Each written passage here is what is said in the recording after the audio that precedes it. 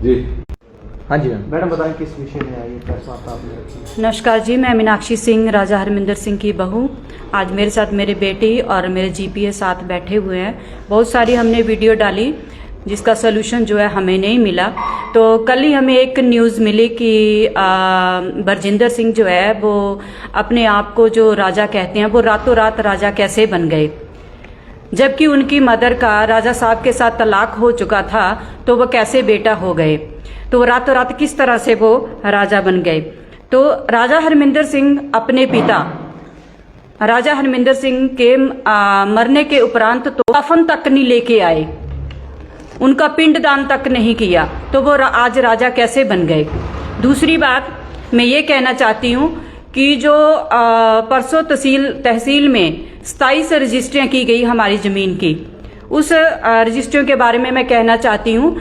जो हमारे पंचायत मंत्री हैं अनिरुद्ध ने साथ मिलके इस प्रॉपर्टी को फैमिली सेटलमेंट की 27 रजिस्ट्रियाँ उन्होंने अपना सरकार का सारा काम छोड़ करके और पर्सनली इन रजिस्ट्रियों को किया गया। मैं ये पूछना चाहती हूँ कि अनिरुद्ध जी, सरकार ने सबने आंखों पे पट्टी बांध रखी है, ये किस तरह से ये रजिस्ट्रियां हो गई। एक आदमी जो है मरला 2 मरले और 1 कनाल जो 2 कनाल के लिए तहसीलों में और पटवार सर्कलों में चक्कर काटते फिरते हैं, और 27 रजिस्ट्रियां एक दिन में रात के 9:30 बजे तक काम चलता रहा। मैं अनिरुद्ध सिंह जी से सवाल पूछना चाहती हूँ ये सब। और तीसरी बात मैं ये कहना चाहती हूँ कि जबकि ये कोर्ट ये केस जो है हाई कोर्ट में चला हुआ है, विचाराधीन है और लीज पेडेंसी इसके ऊपर लगी हुई है, और हमने तहसीलदारों को भी और सभी पटवार सर्कल में इंटीमेशन दे रखा था कि किसी तरह से कोई भी जो है हमारी प्रॉपर्टी जो है इधर उधर ना की जाए। उसके बावजूद भी अनिरुद्ध जी ने तहसील में बैठ के इतनी सारी प्रॉपर्टी जो है चढ़ा दी गई। अनिरुद्ध जी से मेरी रिक्वेस्ट है कि रिक्वेस्ट क्या करनी है इन मंत्रियों से, मैं ये पूछना चाहती हूँ कि इनको हमारे साथ दुश्मनी है क्या, इन्होंने क्यों किया हमारे साथ ऐसे। इतना पुराना केस इन्होंने एक दिन में 7-8 घंटे में ही सारी जमीन जायदाद को इधर उधर कर दिया।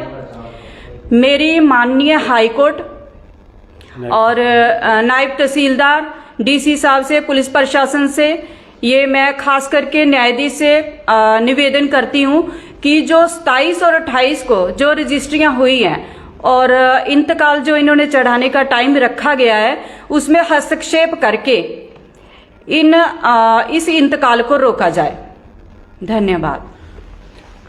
जैसा कि इन्होंने कहा, और हम लोग मैं खुद जाके मैंने पूरे तहसीलदार साहब के पास भी गया हूं और मैंने वहां पर उनसे अपने वकील से नोटिस लिखवा के और वो चीज़ हमने उनको भिजवाई वहां पर, और ये चीज़ उसमें बताया कि कोर्ट ने इसमें लीज पेंडेंस लगा रखा है। वो लोग बोलते हैं कि लीज पेंडेंस से कुछ नहीं होता है, लेकिन एक चीज़, जब हमने स्टे के लिए एप्लीकेशन दी थी तो कोर्ट ने स्टे के लिए उस समय मना किया कि अभी इस चीज की जरूरत नहीं है, लेकिन आपकी प्रॉपर्टी को जो है वो प्रोटेक्ट किया जाता है एज पर लीज पेंडेंस उस पर लगा के, जब तक ये सूट चला हुआ है।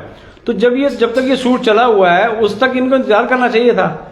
जब हम लेटर दे गए और तहसीलदार साहब ने वो सारे जो लेटर्स थे वो सारे लेटर हर अपने पटवार सर्कल में उनको डिस्ट्रीब्यूट किया, उन्होंने भिजवाया।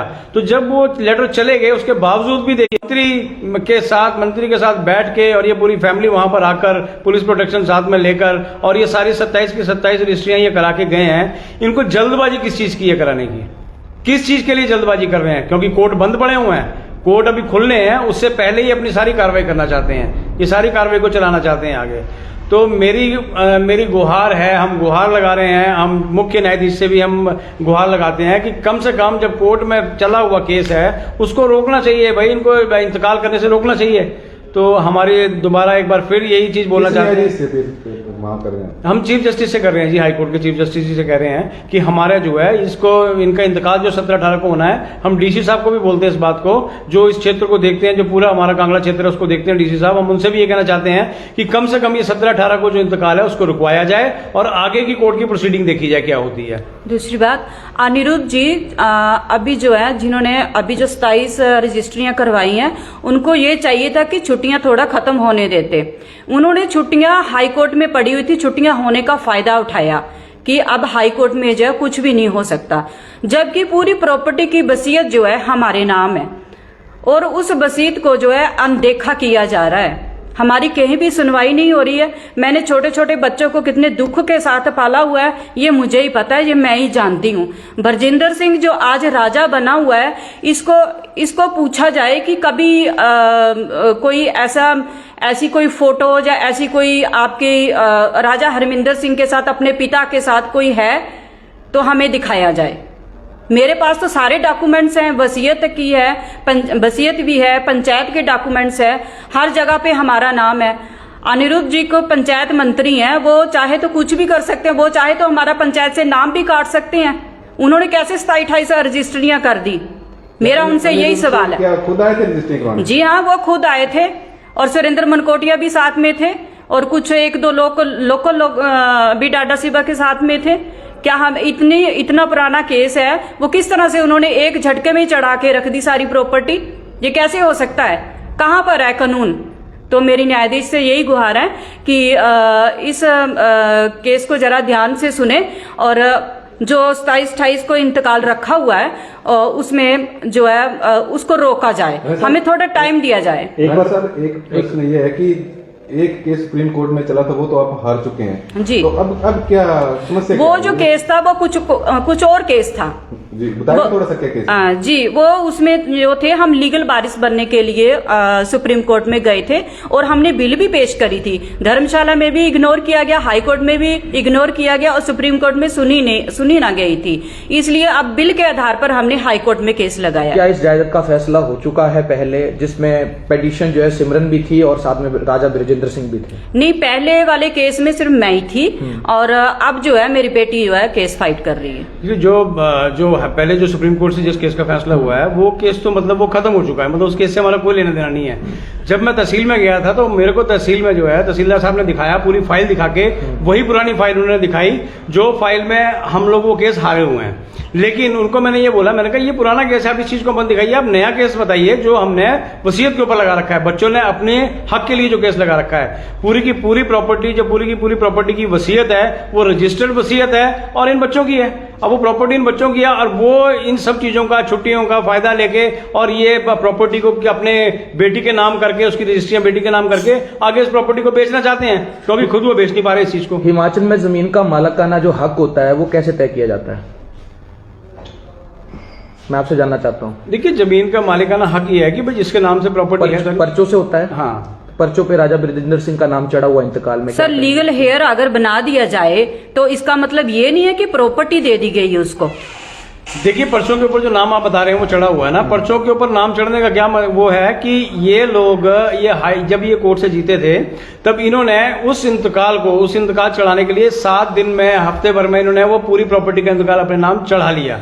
2007 में जब इंतकाल चढ़ा था तब भी कांग्रेस सरकार थी। अब जो 27 रजिस्ट्रियां हुई अब भी कांग्रेस सरकार है। कांग्रेस सरकार के प्रेशर में ही इन्होंने ये सारा काम किया।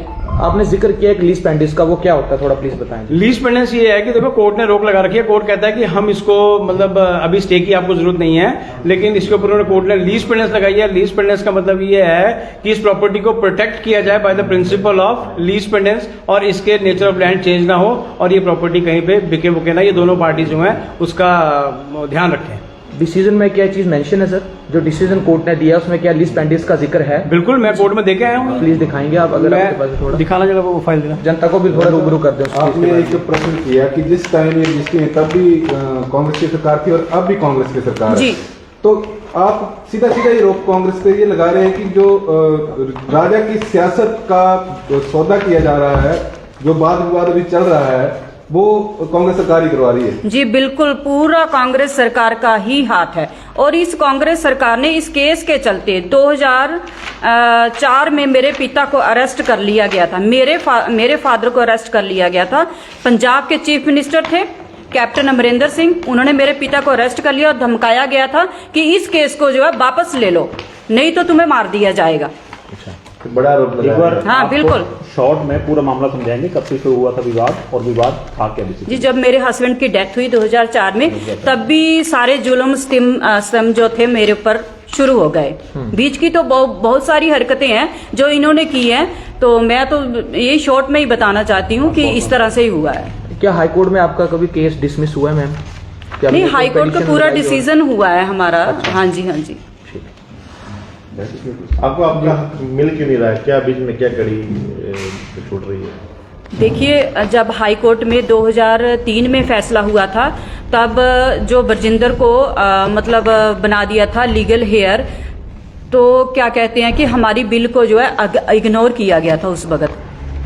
सुप्रीम कोर्ट ने तो वहां पे कोई सुनवाई नहीं की। इसी बिल को लेकर हम हाई कोर्ट में दोबारा आ गए। देखिए जी, ये एक इनका परिवार रजिस्टर की नकल है, और ये परिवार रजिस्टर की नकल में इनका पूरा ब्यौरा दिया गया है। इनके हस्बैंड के साथ इनके फादर इन लॉ का नाम, इनके बच्चों का नाम, वो सारा इसमें है।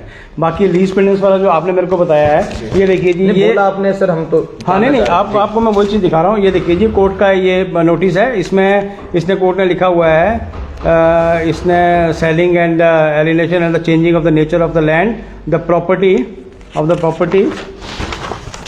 कानून टर्म में लीज पेंडिंग यूज की गई है सर इसमें? नहीं जी, ये देखिए, property since any alienation during the pendency of the suit is protected by the principle of pendency, principle of lease pendens. ठीक है, देयर फिर उन्होंने इसमें लिख दिया कि स्टे की जरूरत नहीं है, लेकिन उसमें सारा चीज इन्होंने दी है।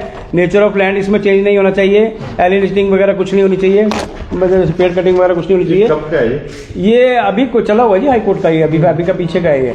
तो अभी इसमें जो हुआ था, हमारी एक हमने स्टे के लिए एप्लीकेशन दी थी, वो डिसमिस हुई थी एप्लीकेशन सिर्फ। लेकिन हमको तहसीलदार वगैरह निकाल के दिखाते हैं कि देखिए जी, आपका ये डिसमिस हो गया, ये हो गया। अरे मैंने कहा, जब तक ये कोर्ट सूट चला हुआ है, ये जब तक ये सूट चला हुआ है, हाँ जी, जब तक ये सूट चला हुआ है, जब तक तो ये कोर्ट ने इसको प्रोटेक्ट किया हुआ है, तो कम से कम इस चीज को ना किया जाए। अब हमारी डेट है मार्च महीने में, मार्च महीने हमारी तारीख है, कम से कम कोर्ट की प्रोसीडिंग तो सुनी जाए, कोर्ट आगे क्या करता है। तो हम तो कोर्ट से यही गुहार लगा रहे हैं कि भाई हमारे साथ अन्याय ना हो, और जो है अपना तहसीलदार साहब और उनको जो इंतकाल चढ़ाना है इन्होंने, वो इंतकाल रोका जाए। 3 बेंच के लिए तो सुनवाई के लिए कुछ किया है आपने हाई कोर्ट? 3 बेंच की सुनवाई में भी आपने जो है केस लगाया था जी? नहीं, वो तो अलग है सर, वो खत्म हो चुका है, वो खत्म हो चुका है। जो 3 और 4 बेंच की बात करते हैं, ये सुप्रीम कोर्ट तक ये जाके वो खत्म हो चुका है, क्योंकि वो 3 बेंच की बात कर रहे हैं, उसमें हमने वसीयत लगाई थी, लेकिन उसमें वीके गुप्ता जज थे जिन्होंने इनके फेवर में फैसला दिया था। जैसे भी दिया, मिलके दिया, कैसे किया वो हमें नहीं मालूम, लेकिन वो वहां पर उस टीम में वो भी अवेलेबल थे, जबकि हमारी ये एक जो वसीयत थी वो वहां पर नहीं सुनी गई। इस रियासत के जो उच्चाधिकारी थे, उनका घोषणा कब की थी सरकार ने जी? ये बजिंदर सिंह जी की, ये तो जब ये सुप्रीम कोर्ट से अपना सेशन कोर्ट में जब ये चल रहा था केस, जब उन्होंने ये बोला था कि ये लीगल एरर है। अब लीगल एरर बनाने के लिए क्या है, हमारे पास एक्चुअली सबसे बड़ी बात ये थी कि इनके परिवार में इनके हस्बैंड की डेथ हो गई, इनके फादर इन लॉ की डेथ हो गई, आगे इनके साथ चलने वाला कोई नहीं था, बच्चे इनके छोटे थे, अपने बच्चों के साथ थे, ये कहीं जा नहीं सकते थे। इस चीज का फायदा उठा के बजिंदर सिंह ने उस कोर्ट में फैसला करवाया, और वो इस चीज के लिए लड़ता था बजिंदर सिंह कि हमें जो है 50% का हमें पार्टनर बनाया जाए इनके साथ, कि 50% प्रॉपर्टी मुझे मिलनी चाहिए। वो 50% के लिए लड़ता था, वो पूरी प्रॉपर्टी ले गया। आपने बोला कि 27 रजिस्ट्रियां हुई जी, तो 27 रजिस्ट्री में क्या आपके साइन कहीं भी नहीं हुई? हमारे को बुलाया नहीं गया जी, हमें तो बताया भी नहीं गया, जबकि हमने लेटर देके आए थे वहां पर। रजिस्ट्री पे सवाल आपका है कि उन रजिस्ट्री पे फिर सवाल जो आप खड़ा कर रहे हैं, उस पे साइन किसने किया और उसको किस हिसाब से देखा जाए? अब देखिए जी, ये तो अगर 27 रजिस्ट्रियां से एक दिन में हुई हैं, या तो उनको ये डर है कि कल को इनकी वसीयत का कुछ ऐसा फैसला ना हो कि हमारे हाथ से प्रॉपर्टी जाए, तो ये जल्दबाजी में ये सब चीजें करना चाहते हैं। और उसमें इन्होंने अनिरुद्ध जी को इसमें इन्वॉल्व किया कि भाई मंत्री हैं तो ये एक दिन में सब कुछ जाके करवा लेंगे। सर, तहसील जो ऑफिसर जो कर रहा है, वो जो कुछ कुर्सी पे बैठा है, क्या आपको लग रहा है कि वो गलत कर रहा है? देखिए, वो अंडर प्रेशर काम कर रहा है, इसका मतलब बिल्कुल नहीं तो pressurized ऐसा। में आप काम एक किया जा रहा बात है। बताइए, छोटी सी रजिस्ट्री करवाने के लिए बंदों को कितने दिन धक्के खाने पड़ते हैं, और वहां पर 27 रजिस्ट्रियां एक दिन में हो रही हैं, ठीक है कि नहीं? और उसके लिए हम लेटर, सब राजा की जमीन है जी, रजिस्ट्रियां कहाँ है जमीन? ये देरा से लेकर और टेरेस तक जी।